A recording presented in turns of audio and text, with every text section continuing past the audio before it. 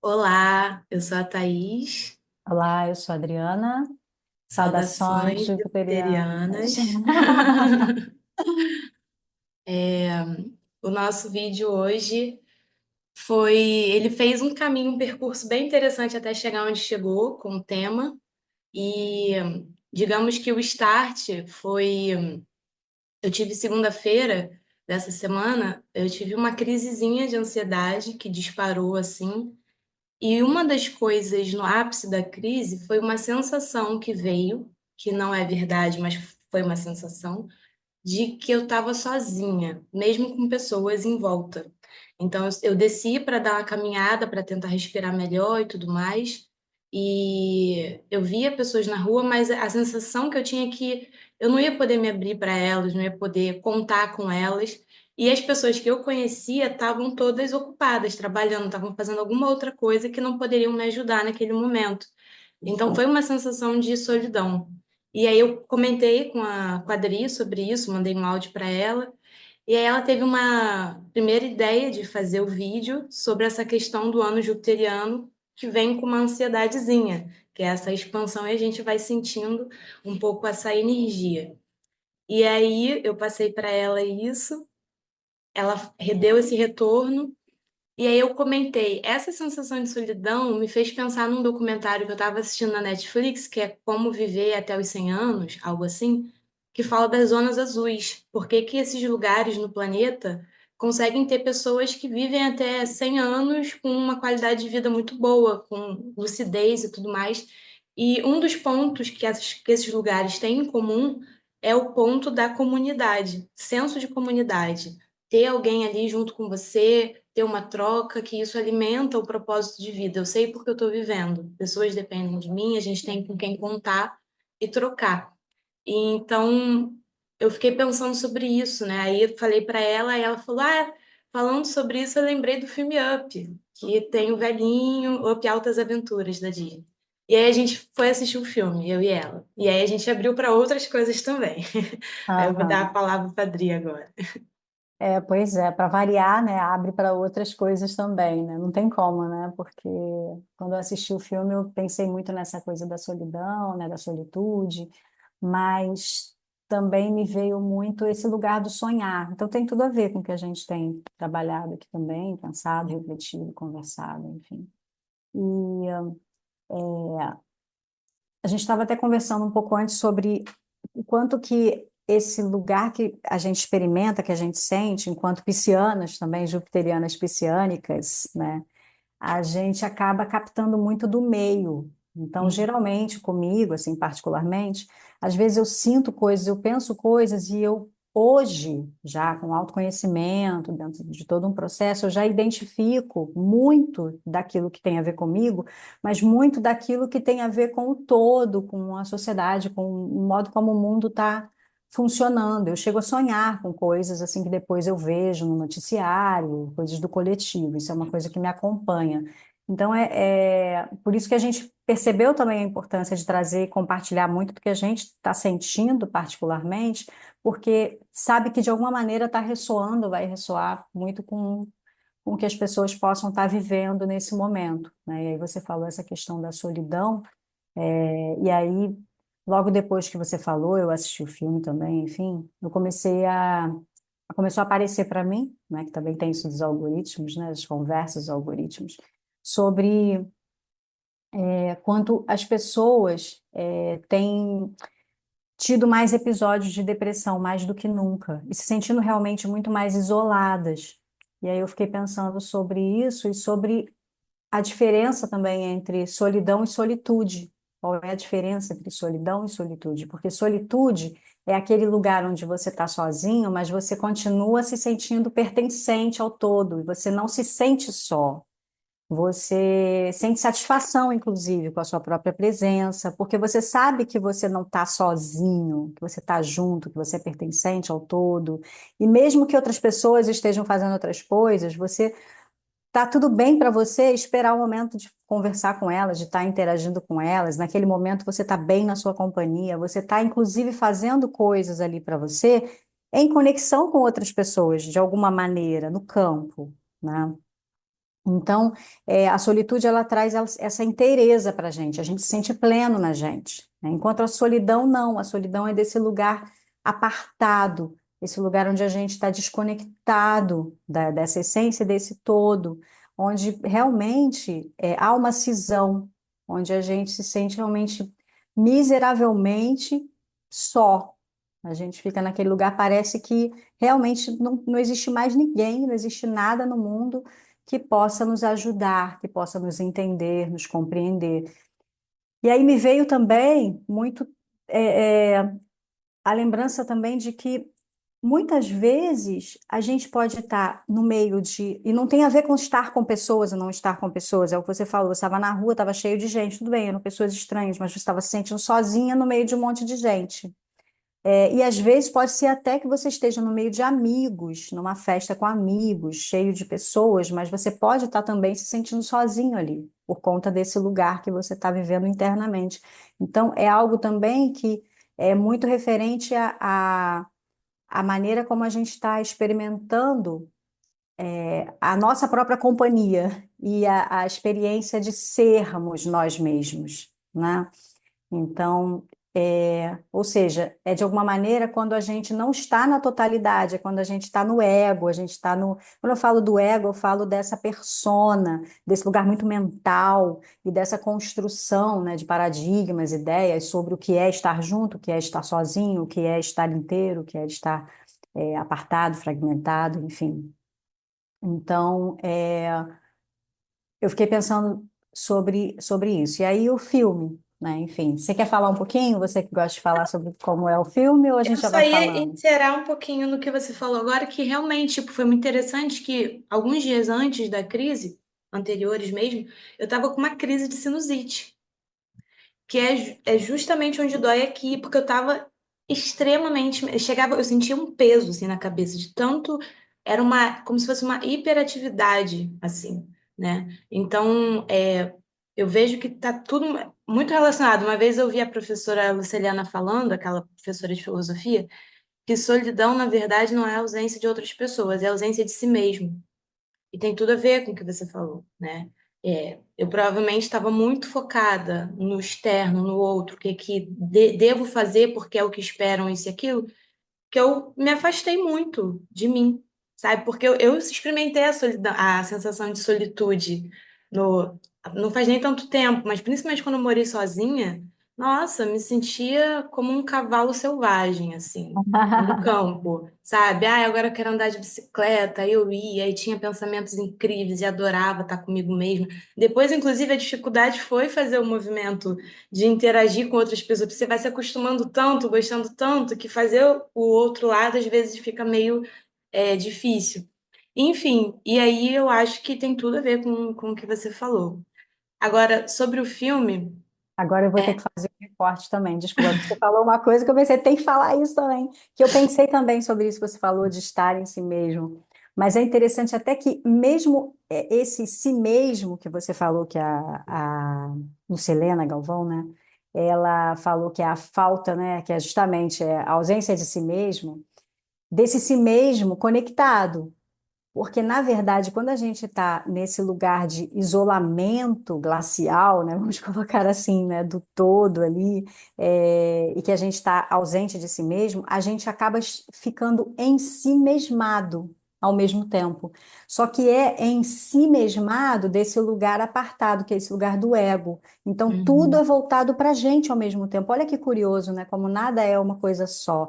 Então, sim, até para entender o que, que é esse lugar de estar em si mesmo e não estar em si mesmo. Porque quando a gente está em si mesmado, a gente não consegue nem enxergar o outro e as outras coisas. A gente está muito voltado para o outro, mas na verdade de um lugar egóico.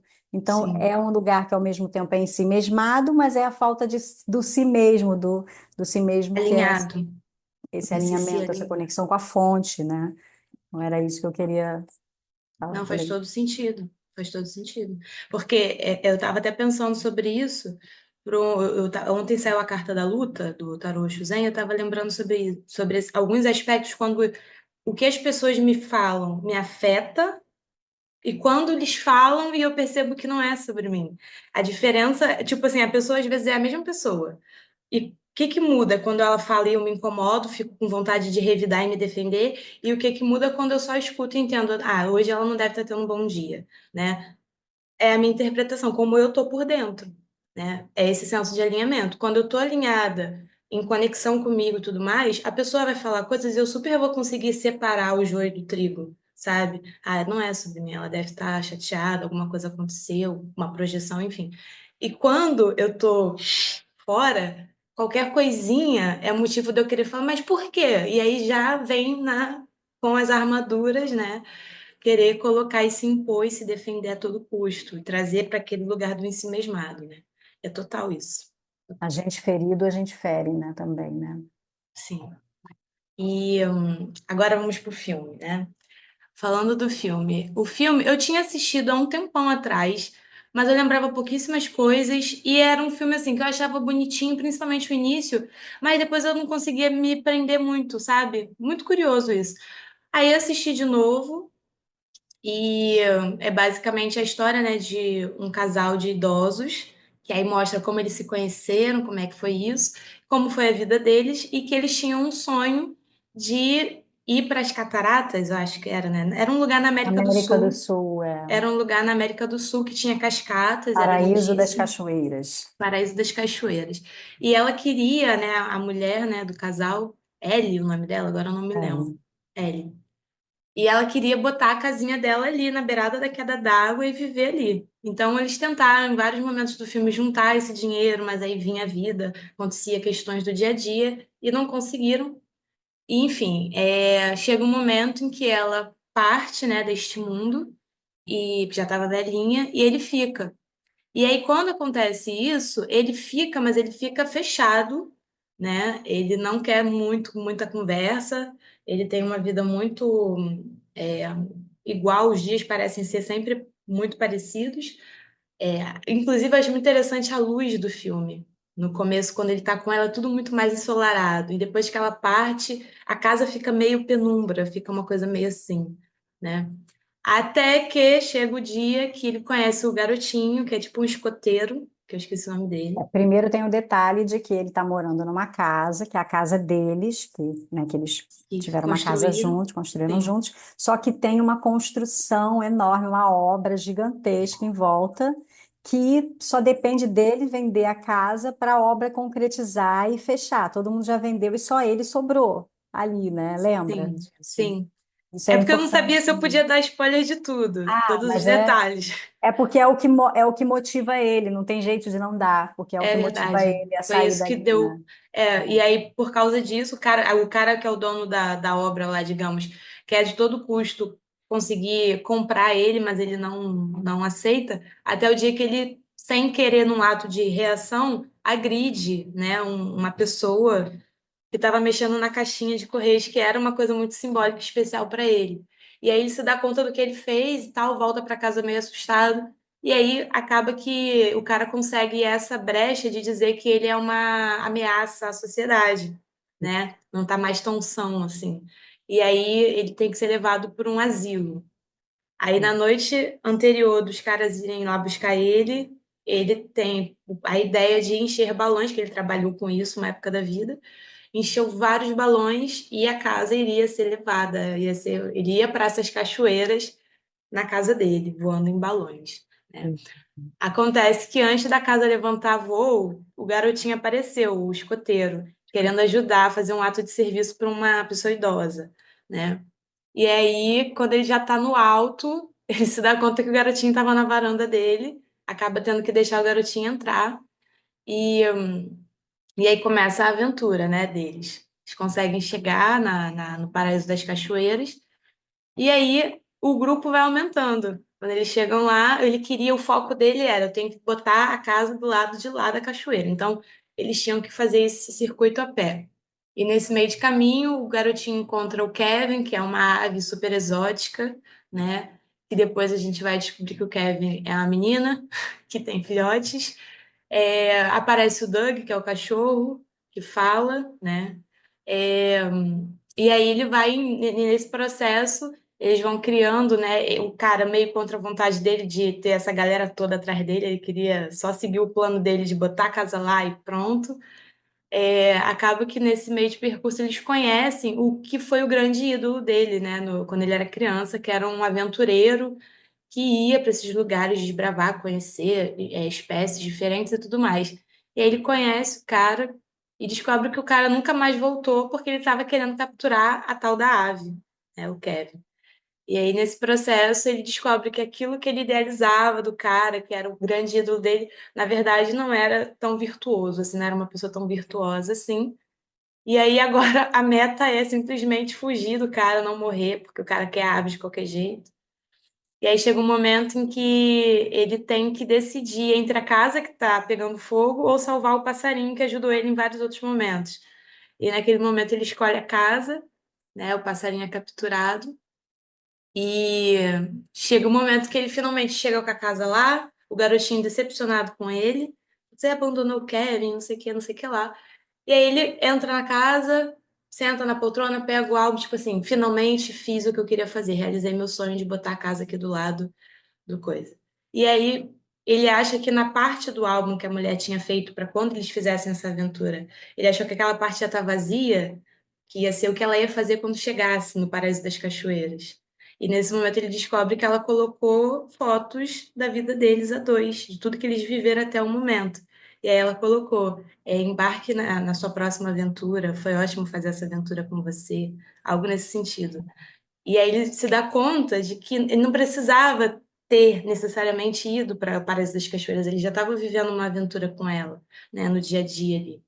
E aí ele se dá conta de que tinha algo legal em torno dele, né, acontecendo. E o menininho, que eu não consigo lembrar o nome dele agora, pega um negócio de ar, né, e alguns balões e diz assim: Eu vou atrás do Kevin. E vai atrás do passarinho. E aí, nesse momento, ele decide que quer ir atrás do garoto. E Vai criando vínculos, né? vai criando vínculo. É todo um processo, né? Assim, tudo, na Eu tô verdade, tentando apressar é. para não ficar aqui 3 horas, mas assim, essa parte Não, é mas nem, legal. nem precisa chegar tão ao final. Mas essa parte é legal, que é a parte que ele decide que para ir atrás do garoto, ou seja, para embarcar nessa nova aventura, ele precisa deixar o que tá pesando a casa, porque senão a casa não voa. Então ele começa a botar para fora tudo que sempre foi o mundo dele, as poltronas, o retrato, Tudo tudo, que ele tudo, era tudo. apegado, né? Ele era muito apegado, então ele tem que deixar isso tudo para trás para a casa ficar mais leve e subir.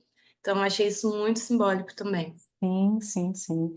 É, bom, tudo isso, assim, na verdade, quando ele perde a esposa, ele perde a motivação dele até para viver. Então, quando ele nega vender a casa, justamente porque é negar, destruir todas as memórias, as únicas coisas que restaram da história dele com o amor da vida dele, que ele conhece na infância, né? Que era uma brincadeira, eles tinham identificação sobre aventura, sobre, eles gostavam de coisas semelhantes, então ele era muito introvertido, né? Achei muito interessante isso também quando ele era garotinho, ele não falava, né? E ela, ao contrário, ela era doidinha, falava pra caramba, então, é ela que puxava ele para as coisas. Então, ele já era uma pessoa retraída. Achei interessante isso também da construção dos personagens, da personalidade, porque ele era muito fechado, ela coloca ele para fora, né, para a vida, e para viver até os próprios sonhos. Só que aí eles constroem a vida juntos, aí eles tentam juntar o dinheirinho, porque eles têm esse projeto ir para o Paraíso das Cachoeiras, que é na América do Sul, que eu achei até interessante, que quando eu estava vendo o filme, eu via muitos anos atrás também, não me liguei, mas dessa vez eu me liguei que é na fronteira com o Brasil e Venezuela, tem o Monte Roraima.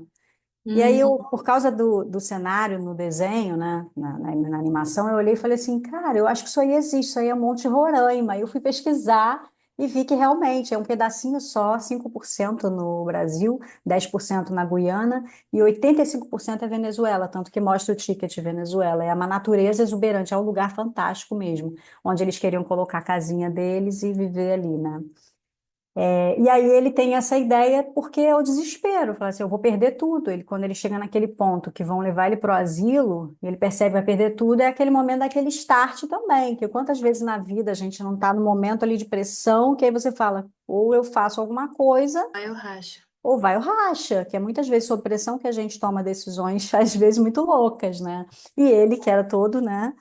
tomou essa decisão que é muito louca, que é muito pautada também no espírito de aventura que habita nele, mas que era o espírito aventureiro da esposa, né? Que ela tinha muito isso, que ele se inspirava muito nela. E aí ele começa essa jornada, só que é isso, nele mesmo, apegado às coisas, às memórias, àquela meta. O garotinho aparece lá pedindo a ajuda dele para ajudá-lo para ganhar o tal do bottom. Achei isso também muito interessante, porque o garotinho ele acaba personificando algumas coisas que são representativas pro doutor, como é que é o nome dele? Frederickson. Frederickson é o É, velhinho. algo assim. O doutor não, o senhor. E aí o garotinho, ele também é doidinho, também é extrovertido, fala pra caramba, então ele era meio parecido até com a esposa. Mas naquele momento ele não conecta nada disso. Isso assim, é algo que eu acho interessante essa sutileza, porque é isso que vai levando ele pela o velho rabugento, aquele velho que tipo, não quer saber de papo com ninguém, que só quer viver a vida dele ali, o resto que sobrou, tentando manter as memórias da esposa, tentando aí então realizar o sonho que era da esposa e dele, né? Enfim. E o garotinho vai junto na jornada, perturbando a ordem da casa dele, mexendo em tudo, transformando meio um caos. Era enquanto ele já estava rabugento, né? Assim, tinha uma tristeza ali também, tinha um fechamento em si. O garotinho já era alegre, era esperançoso também, estava ali alegre, movendo para a vida, tinha aquela pureza infantil que ele tinha perdido já com o tempo também e até com a própria perda também da esposa. Então, eu achei interessante que no final de tudo, quando eles já estão lá, o velhinho ainda está apegado à casa, e quando ele se revolta é no momento que o tal do vilão, né, que era ídolo e vira vilão, que quer pegar a ave de qualquer jeito e tal, ele bota fogo na casa. Então, quando o velhinho vê que a casa dele está começando a queimar, ele entra numa revolta, que aí ele começa aquilo que eu falei, o ferido que fere. E aí ele começa a ferir quem está ali com ele, que viraram os companheiros dele de jornada. E aí ele fala coisas assim, não quero saber, não é problema meu. Porque aí o garotinho quer salvar a ave e ajudar a ave a encontrar os filhotinhos, que ela estava procurando os filhotinhos. Então ele tem uma missão ali de ajuda, enquanto o velhinho só quer salvar as coisas. E é aquilo que representa para ele um valor. Mas aí as coisas começam também a virar, quando ele se dá conta, né? Ele vai se dando conta de que o que tem sentido?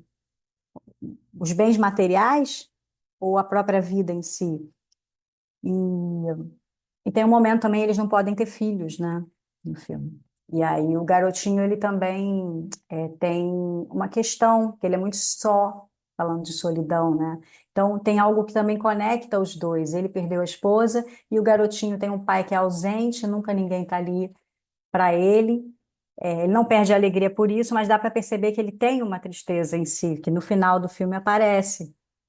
E aí acaba que, ou seja, nenhum encontro que a gente tem na vida é por acaso, né? Então tudo tem um sentido, mesmo que a gente não entenda no momento. Ali o filme mostra muito isso, que como as peças elas vão se juntando e como o outro, no caso ali o garotinho, né? Especialmente o garotinho para o velhinho, ele ajuda o velhinho a sair desse ensimesmamento. Então, aí eu pensei muito nas couraças que a gente vai acumulando também com a vida e vai se fechando, e que dependendo da densidade e da cronificação dessas couraças de defesa, pode ser que não seja tão simples a gente se abrir. Nesse caso dele, demorou, custou para ele se abrir. Então, precisou de muitos choques ali de realidade, situações intensas, para ele finalmente se dar conta e se abrir. E aí que há também um movimento de renovação de vida, né, que eu achei interessante. Aí eu ia falar Casa. mais coisa, mas senão eu vou falar sozinho, vai falar Não, você. não, mas pode falar, porque tem filmes que, por exemplo, para mim vem insight atrás de insight e eu super consigo fluir com aquilo. Tem outros que realmente não acontece e tudo bem também. Eu acho que esse é mais o seu filme no sentido assim, de que pra você pega. Ele nunca me pegou tanto e foi difícil. Eu até falei, comentei com o meu namorado. Falei assim, caraca, eu já vi esse filme pela segunda vez e eu tenho dificuldade de ir para além do que tá ali, sabe? Tenho dificuldade de aprofundar. Pra ele, inclusive, foi mais fácil do que pra mim. Muito doido. Olha, que interessante, né? Mas é isso mesmo, isso acontece comigo também. Tem filmes que super conectam, falo, uau, tem isso, aquilo me expandem e eu consigo ir além. E tem outros que eu assisto, ok, consigo ir até um certo lugar, mas não vou muito Sim, além, né? sim. Mas eu acho que assim no caso desse filme, essa questão da busca pelo sonho, eu acho que é o principal ali, sabe? Assim, tem essa questão da solidão, do isolamento, né? A gente falou muito sobre esse lugar, mas quando eu falei que me trouxe para outros lugares, foi muito desse lugar de quantos sonhos a gente tem quando a gente é criança, quando a gente é jovem, e que a gente meio que abandona e a gente é, começa a viver uma vida automática, né? Uma rotina de cumprir funções e deixa de lado o nosso espírito aventureiro, digamos assim, porque isso é natural em nós, né? A gente tem um espírito explorador, aventureiro. Isso é muito Júpiter também, né? Júpiter é o explorador, é o arquétipo do explorador, e que habita em cada um de nós, de uma forma ou de outra. Algumas pessoas mais, outras menos. Mas todo mundo tem isso quando criança. Isso eu achei muito legal. Quando a gente é criança, a gente transforma um jardim numa floresta. A gente transforma uma árvore numa casa. Enfim, a gente tem essa capacidade imaginativa, né, e expansiva, né, dessa criatividade que faz a gente viver mundos ali e cocriar realidades, porque isso é uma cocriação. Só que aí a gente vem meio que vai sendo com o tempo meio soterrado pelo que é a realidade, o que é chamado de realidade, e, né, que a gente é acostumado a ser colocado diante da realidade. A realidade é o quê? A realidade é a batalha, é a luta, é o perrengue, tem que ganhar a tua grana, tem que cumprir seus compromissos enfim, dar certo na vida, tem que matar sua fome, porque isso é a realidade, claro, a gente precisa sobreviver, no sentido assim de que a gente precisa ter o que comer, a gente precisa sustentar, a gente precisa. Mas e a graça da vida? A graça, o estado de graça da vida? Que a criança sabe viver muito bem, que brinca com Sim. uma garrafa PET como se fosse o brinquedo mais caro do mundo, porque não é essa a questão, sabe? É disso que eu acho que o filme vem falando também, sabe? Assim, que no final quando ele abre o livro, porque assim, ela dá o livro para ele no final, né, que é o livro deles, né? E quando ela tá ali quase partindo, ela dá o livro para ele e ele fica com medo até de olhar, ele não quer ver, ele só vai abrir o livro no final. E quando ele vai olhar, ele pensa, porque é ela que fez os registros, que é a jornada deles, né? Que ali começa a aventura. Era meio que assim, aqui começa a aventura. E ele ficou com receio do que ele ia encontrar ali. E quando ele vê que o que ela considerou a grande aventura da vida dela, as coisas boas que ela marcaram ela, foram momentos que eles viveram a dois ao longo da vida, do cotidiano, ele fica emocionado. E aí, quando termina, vem uma nova aventura está por vir. E aí que ela escreve, ela fala, aqui começa a sua aventura. Eu achei isso tão emocionante, porque aí ela fala para ele, não para aqui, viva a sua aventura. E ele vive ali uma certa aventura, né, que ele ainda não está considerando isso, mas outros personagens entram na vida dele, outras pessoas ele conhece que conectam com ele, e ele ainda está preso no passado. Então, quanto é importante a gente compreender na vida, muito esse filme traz muito isso também de a compreensão de fechamento de ciclos e ao mesmo tempo de que a vida não acaba, mesmo se um ciclo se fecha e que você Sim. sim tem a capacidade de se renovar, de encontrar novas conexões, de conhecer novos lugares, de estabelecer novos vínculos, de se abrir para algo que sim, a vida pode surpreender. Eu acho que é muito sobre isso, assim. E aí no final ele fica realmente, ele se torna esse aventureiro da terceira idade, né? Isso Mesmo aí. Já não esteja E a casa que era no chão ali, suprimida por prédios, vira um dirigível, né? Que ele fica com o dirigível do cara. É verdade, muito legal. Ou seja, ele sai, desvincula daquela raiz ali que prende ele. Isso é muito simbólico também, né? Olha aqui, tá vendo que interessante que você captou. E tipo, arranca e vai, nada vai me prender, eu vou para onde eu tiver que ir. E Muito quando está legal pesado demais, ele tira o peso para poder flutuar. Ou subir. seja, tem que abrir mão daqueles apegos, senão a gente não move na vida, Exato. né? Exato. O garotinho também, né? Que o pai tinha falado que ia dar o broche se ele conseguisse, mas não estava lá no dia e quem deu foi ele. Né? E deu inclusive o broche que era do clubinho que ele tinha com a mulher, É né? Que era verdade. o broche mais especial para na concepção dele e tudo mais. Então, no final, ele teve o filho que ele não pôde ter, digamos assim, simbolicamente, e o Sim, menininho teve a presença paterna ali, inclusive sim, depois daquilo tudo que foi vivido, né? Acho que sim. teve uma carga ainda mais potente. É sobre Então, isso, é sobre, Tatá, né? Você falou, eu não captei muito, eu não captei. Você captou o que precisava captar, né? É não, mas é sobre isso, exatamente né? isso. Não, mas eu acho também que tem a ver com esse filme mexe com questões que, para mim, ainda são difíceis, entendeu? Eu sou muito apegada a coisas, a lugares. Então, acaba que o filme Flow mexeu comigo por causa disso total também. Que é basicamente um gatinho que se vê tendo que entrar num barco, porque tá tudo inundando, o mundo que ele conhece tá enchendo d'água, ele não gosta de água, e aí ele entra num barco. E o barco não tem remo, digamos assim, ele é levado. Então, É, isso para mim é algo assim, sabe, o filme foi o tempo todo, mas e agora? Cadê, tipo assim, cadê a certeza? Cadê? Como é que a gente também que tá olhando para esse gato, como é que a gente vai ficar em paz com essa situação? Sabe assim? É muito esse lugar. Então foi um filme que me deixou bem aflita de assistir, porque é lindo, é um filme lindo, só que deu essa sensação assim, cadê os remos? cadê os remos? Aí eu lembrei do Abraham, né? Solte os remos. Aí Tô você, falando por não. causa do vídeo que você me mandou, Ah, né? seguir o fluxo, né? Exatamente. E não, acho que foi depois do que eu assisti o filme Flow.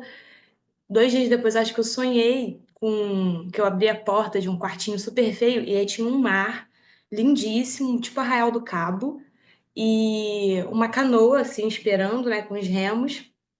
E chega um momento que os remos caem na água. Eu consigo ver que eles estão lá. E aí eu tenho que entrar, mas o mar estava tranquilinho. Quando eu entro no mar, começa a vir onda, onda, onda.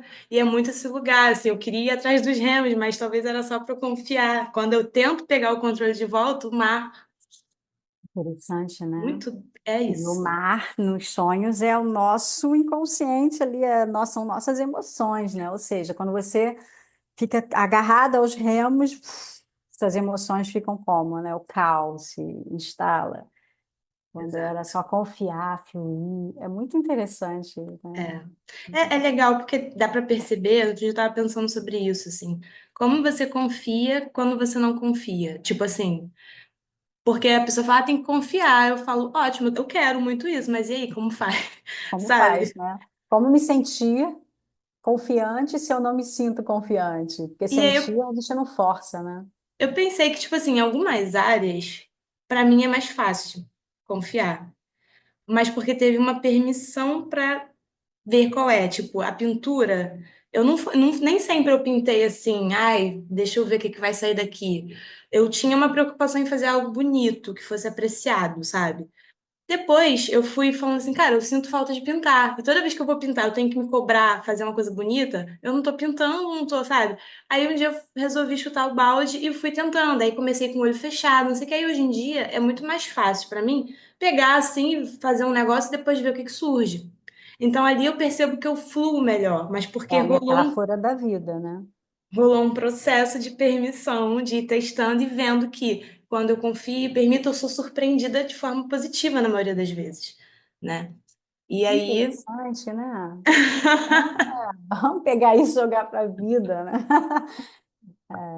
Mas como faz? ainda tem um controle, né? Porque quando você está pintando ali, ainda tem um controle dos recursos, do espaço, da consciência. Então, você desenvolveu não a habilidade de soltar nesse caso, você desenvolveu sim a habilidade de soltar, não nego, sim, você conseguiu soltar, mas é uma habilidade de soltar com controle. Então, é muito interessante isso, como a gente é. Estou falando de você, estou falando de mim, de todo mundo que eu conheço, né? Da torcida do Flamengo, do Vasco, do Botafogo, do Corinthians, enfim. Porque a gente tem muito receio, né, de não saber o que vem a seguir, né? Eu acho até, inclusive, que a própria ciência ela foi construída muito pautada nisso, né? Nesse lugar de ter certezas. Então, de saber prever resultados, é muito desse lugar, né? De prever resultados. Se eu fizer isso e isso vai resultar nisso. Então, se eu reproduzir esse processo, vai resultar sempre nisso. Então, aqui eu tenho um controle. Só que a vida ela é complexa. E a vida, ela não é assim. A gente não prevê tudo e muita coisa escapa. Por isso que a ciência ela tem seus limites. É a ciência dos lugares exatos ali. Então, tem esse limite. O que está fora dessa alçada aí do campo das objetividades, a ciência ela fala assim, não, aqui não tem como medir. Então, não é considerado científico se não tiver como medir, tipo as subjetividades, os mistérios da vida, a espiritualidade. O que que é isso? Tá, a gente pode falar sobre isso, a gente pode cercar sim, mas vai ter um limite, não é matemático, né? Então, a gente foi meio que massacrado dentro desse lugar também da racionalização, né? Desde que, pensa só, a ciência ela se estabeleceu enquanto ciência lá por 1600 e bolotinha. E de lá para cá houve todo um movimento, né? Paradigmático, vamos dizer assim, de olhar para a vida dentro desse quadradinho do controle. Então nós somos, né, frutos e filhos dessa geração racionalista também, né, de busca por um racionalismo e que acabou cindindo a gente. A gente continua vivendo no nosso aspecto misterioso, subjetivo, emocional, mas tentando, né, separar do racional, do objetivo, do concreto. Então, isso aqui é concreto, isso aqui é não palpável. Como é que junta? Porque está junto o tempo todo. O que a gente fez foi uma separação didática na nossa cabeça. Só que isso deu uma ferrada com a gente, porque a gente fica ali tentando ser dois, quando na verdade a gente deveria ser mais um, e confiar. E aí, para ser um, a gente precisa se conectar com essa força misteriosa, né? Com essa força que nos guia, né? Então, ser mais alma na vida. Eu acho que o artista, né? Ele tem essa veia, né? Essa verve e essa busca. Por isso que é tão gritante, por isso que é o que você falou, quando você tentava fazer bonitinho, você percebia que não é sobre isso. É sobre viver e ser ali, só ser e deixar ver o que acontece e Sim, confiar. exatamente. Porque as É, crianças ensinam muito, né, pra gente. extremo. Ensinam assim, sendo Sim, maravilhosamente. maravilhosamente bem. É isso. Aí, Vai. aí eu fiz até umas anotaçõezinhas assim, pensando até sobre isso que você falou do que a gente pode fazer para poder conectar, né, para poder liberar essa energia represada, porque é muito esse lugar, né, essas couraças, essas defesas. O controle é uma couraça, né? A principal couraça hoje em dia que a gente percebe na sociedade é a couraça do controle. É uma sociedade de controle, controlando uns aos outros. Até mesmo a própria ferramenta que a gente tem da internet, né, das redes sociais, dos celulares. Então, se for pensar os chips, né, tem tudo isso. Assim, ninguém mais fica invisível praticamente. É muito difícil você ir para um lugar onde não tem um satélite te acessando. Hoje em dia a China já criou um satélite que consegue ver detalhes e ouvir detalhes de você onde você estiver. Então, isso é muito. Eu vi essa matéria esses dias. Então, é muito doido que você não tem para onde correr. Você vai estar ali sendo olhado, sendo controlado de alguma maneira. Interessa para ela me ver? Não tenho nada de relevante. Mas a questão é que existe essa função Sim. aí, esse recurso, né? Então, enfim, como é que a gente faz com a gente? né, com as nossas couraças, os nossos lugares de defesa e de controle. Aí eu fiquei pensando muito sobre coisas que a gente tem falado mesmo, sobre a dança, você chamou de dança intuitiva, né? Eu chamo de dança livre, dança espontânea, é, caminhada, ou seja, o corpo mover-se de alguma forma é o melhor caminho para que a gente possa quebrar esses padrões. Então, sair do excesso de mente e ir para um lugar mais físico, mais corporal. Atividade física, andar de bike, nadar, caminhar, dançar. A meditação ela é maravilhosa para esse esvaziamento da mente, é maravilhosa para esse exercício da respiração também, dessa conexão com a respiração. Então, conciliar uma meditação com esse exercício de respiração com atividades físicas, a gente já tem aí um avanço muito grande, a gente já tem aí um arsenal, cuidando também do que a gente come, do que a gente bebe, do que a gente faz no dia a dia, observando onde é que tem as repetições. Você falou do velhinho do filme, né? Que parece que ele fazia tudo igual, fazia tudo igualzinho, tudo no mesmo lugar. E aí veio o garotinho, bagunçou tudo aquilo. No começo foi um caos, ele ficou irritado, mas depois isso libertou ele.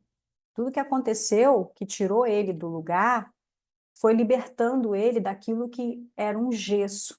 E lembrei do livro que você indicou da outra vez, é O Cavaleiro Preso na Armadura. Eu nem li o livro, mas a ideia é essa, né? É quando a gente vai se prendendo naquilo que a gente mesmo vai construindo para nos proteger, né? Preservar, só que nos traz segurança, mas nos trava também, e nos impede também de ir além, né? Sim. Ontem eu estava até lendo um trecho do livro que achei muito interessante, que ele falou assim, ele pergunta pro Merlin, você disse que fui eu que botei essa armadura em mim? Que fiz ela ficar presa em mim? Falei, não foi? Falei, eu precisava botar armadura para poder ir para a batalha, não me machucar nem morrer. Aí ele falou, mas quem foi que disse que você precisava ir para a batalha? Aí ele falou, eu precisava provar que eu era um cavaleiro bondoso, gentil e amoroso.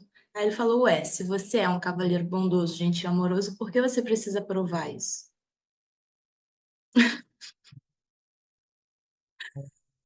Interessante. Aí ficou aqui, aí ele falou assim, eu tô com sono. Aí ele foi fugir porque naquele momento, naquele estágio do livro ainda, ele estava ainda muito solidificado pela armadura. Ela já estava ficando, inclusive, difícil de mexer, né? Então, para beber, só podia por canudinho, que não abria nem mais o negócio. Então, tava um negócio assim bem, bem feio. E chega nesse estágio é quando ele machuca as pessoas sem querer, porque ele já está tão desconectado do corpo e tão inflexível que quando ele vai se mexer, é uma mexida que machuca, que pisa no pé, faz, sabe, faz doer o pé do outro, e tal. Ele, ai, desculpa, eu não queria te machucar, né? Mas é porque eu não tô conseguindo mais sentir e tal. Então, é muito engraçado como é simbólico esse livro. Como ele é muito rico em simbologia, muito rico em simbologia. Interessantíssimo mesmo. Uhum. Eu vou comprar esse livro, eu gostei. Vou É dar uma muito, muito olhadinha. bom.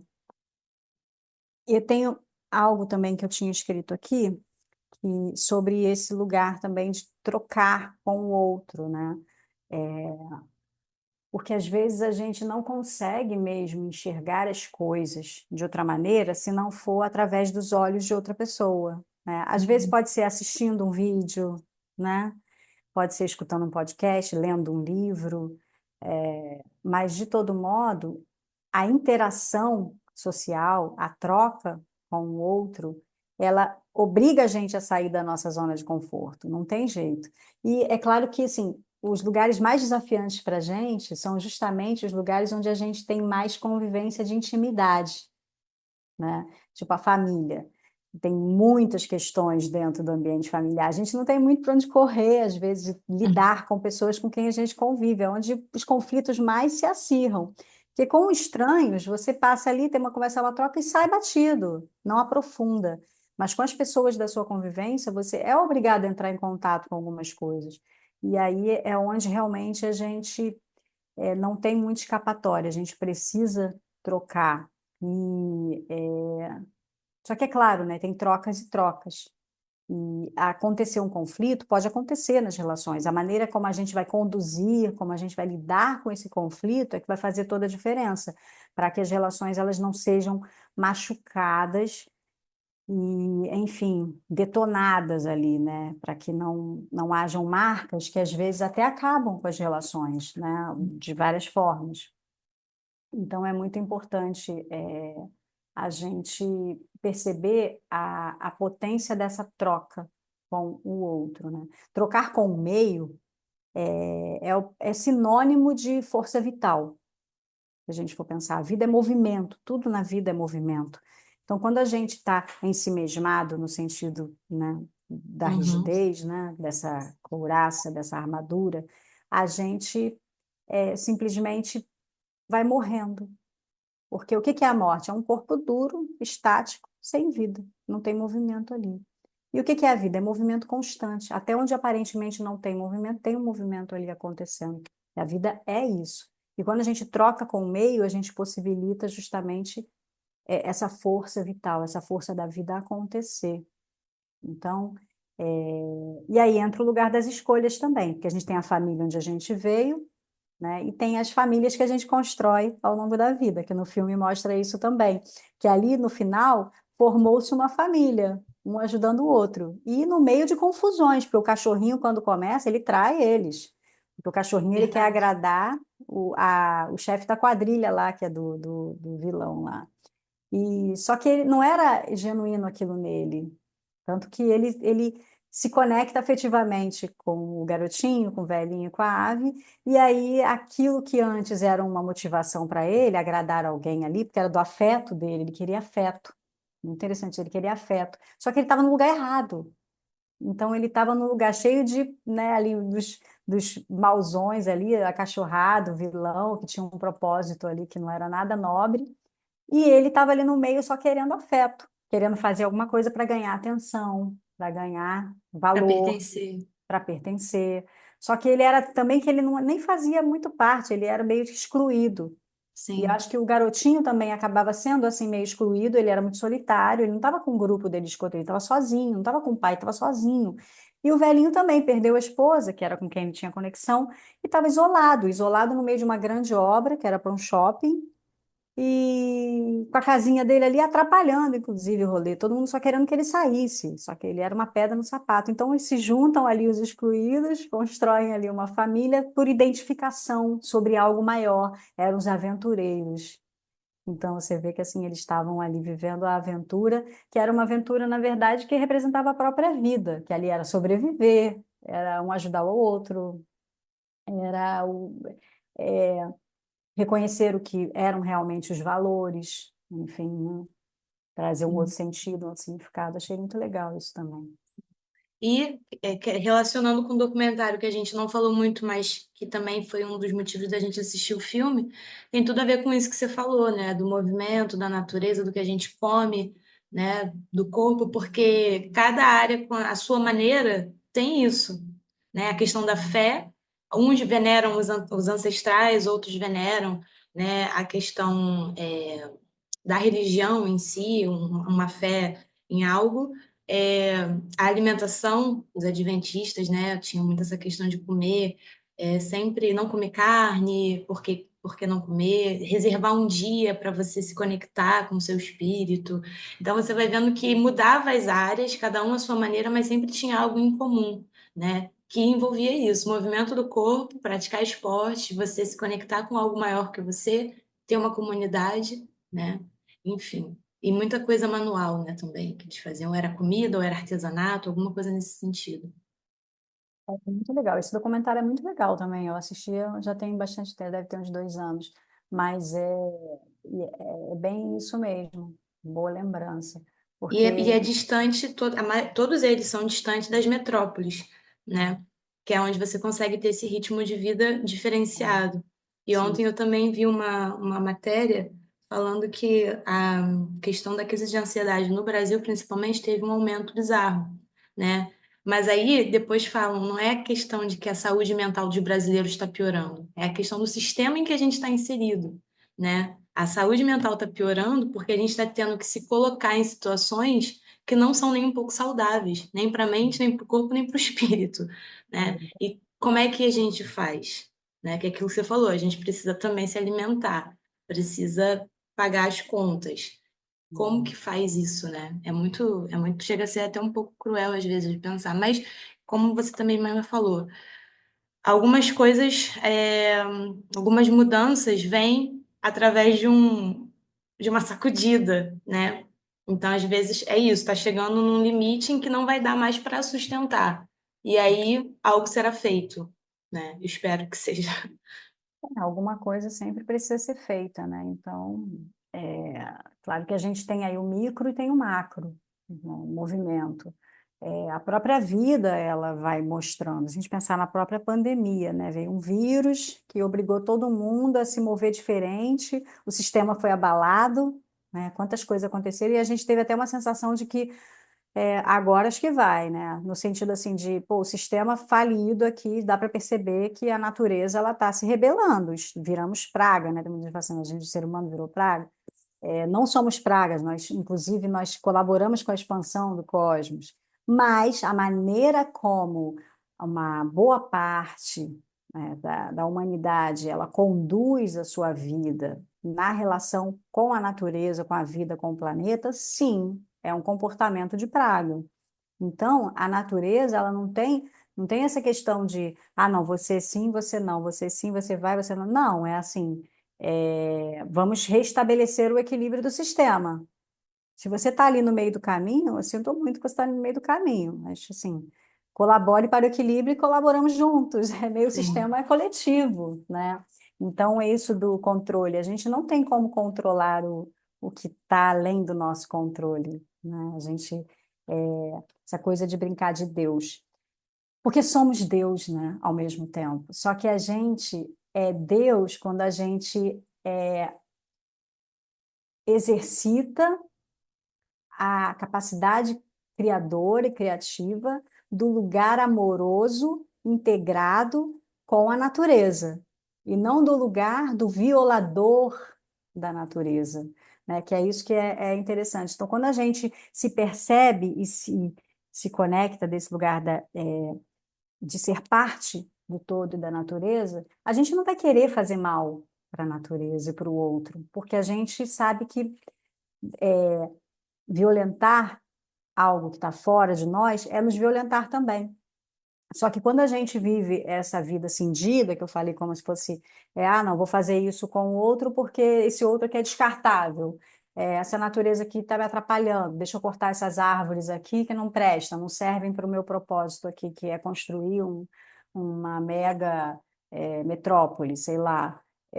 Vamos queimar aqui essas árvores, vamos transformar em pasto, porque aí vai aumentar o nosso gado, e aí com isso vai aumentar o nosso patrimônio, a gente vai ganhar nosso lucro. Então, é esse que é o lugar que a gente precisa estar atento, né? De que lugar a gente está atuando nessa relação com o meio. Então, é sobre isso, né? Mas, em primeiro lugar, se a gente também ficar pensando muito, né, no que a gente não tem como controlar, no sentido de o que que eu faço com essa destruição? Então, claro que tem formas da gente atuar, mas isso é o que eu chamo do macro, né? Nem sempre a gente consegue estar ali atuando para fazer alguma diferença. Mas se a gente consegue fazer isso no micro, né, que seria uma micropolítica, que é isso, né? Pequenos movimentos. Se você consegue cuidar das pequenas comunidades onde você vive, que é você e mais um, você e mais dois, você e mais sua família, você e mais seu grupo de amigos. Então, nos pequenos atos, essa consciência, essa ética, no seu ato cotidiano, isso já faz diferença. Se você faz, se eu faço, se o outro faz, assim, esse micro ele vai se tornando macro. Que eu acho que é um processo mesmo. sim, Enfim. Então, exatamente. é isso, né? É isso. Então, fechamos hoje a nossa reflexão. Fechamos. Acredito que sim, é sobre isso. Também. Então tá. Então, gente, até o próximo vídeo Até o próximo. Já viram que a gente gosta, né, de de falar sobre falar. filmes, de falar pra caramba também. A gente gosta de falar. E, enfim, vamos ver aí o que que será. o próximo vídeo, né? A ideia que vier, né? Se for um filme, se não for, a Eu gente tenho vai uma aqui já na discutir. cabeça, mas eu Ah, quero trocar com você legal. primeiro. Então tá bom. Vai ficar na surpresa aí. Isso aí. Tá Então tá, bom. gente. Beijo para todos. Beijinho. Tchau, tchau. Tchau, tchau.